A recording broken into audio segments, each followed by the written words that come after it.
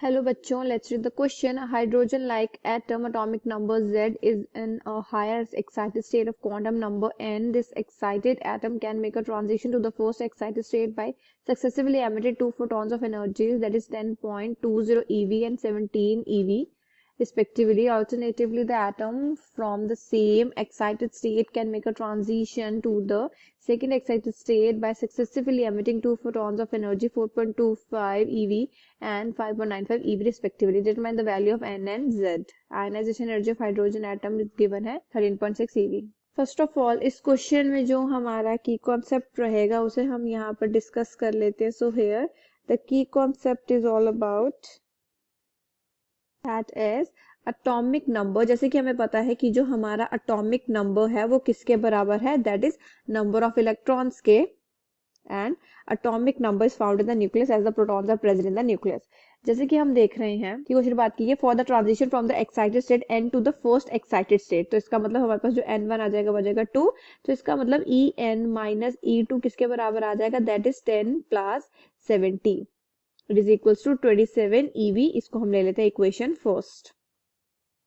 For the transition from the excited state n to the second excited state. इस case के लिए हमारे पास n2 आ जाएगा 3.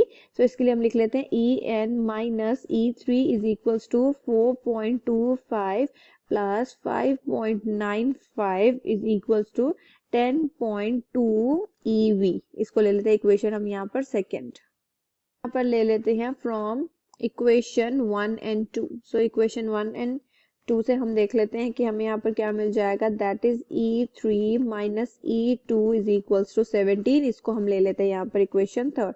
जैसे कि हमें पता है कि जो डेल्टा आई किसके बराबर है, that is R into Z square के into H C into 1 upon n1 का whole square minus 1 upon n2 का होल स्क्वायर. सो R हमारे पास है Rydberg constant, Z atomic number, H Planck's constant, C velocity of light. Values put कर लेते हैं. सबसे पहले हम E के लिए वैल्यू पुट करेंगे, that is 13.6 Z square into 1 upon n1 का whole square minus 1 upon n2 का होल स्क्वायर.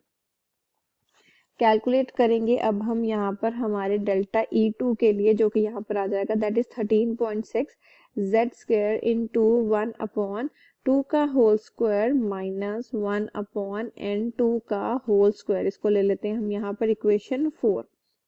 अब बात कर लेते हैं डेल्टा E3 की. यहाँ आ जाएगा हमारे पास दैट इज 13.6 Z का होल स्क्वायर इंटू 1 अपॉन 3 का स्क्वायर माइनस 1 अपॉन n2 का होल स्क्वायर. ये आ जाएगी हमारे पास यहाँ पर इक्वेशन 5.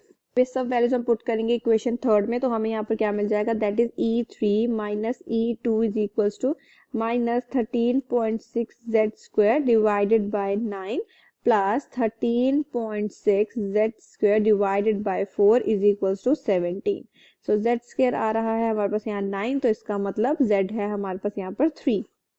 इस Z की वैल्यू फर्स्ट में. सो इक्वेशन फर्स्ट में जब हम वैल्यूज पुट करेंगे तो हमें यहाँ पर क्या मिल जाएगा, that is minus 13.6 into Z square divided by n square plus 13.6 into Z square divided by 4 is equals to 27. Minus 13.6 into 9 divided by n का whole square plus 13.6 into 9 divided by 4 is equals to 27. So 1 divided by n का square is equals to 0.028. So here n square is equals to 35.7. तो इसका मतलब n आ चुका है हमारे पास 6. मिल गए हमें दोनों की values. I hope you understood the problem well. All the best.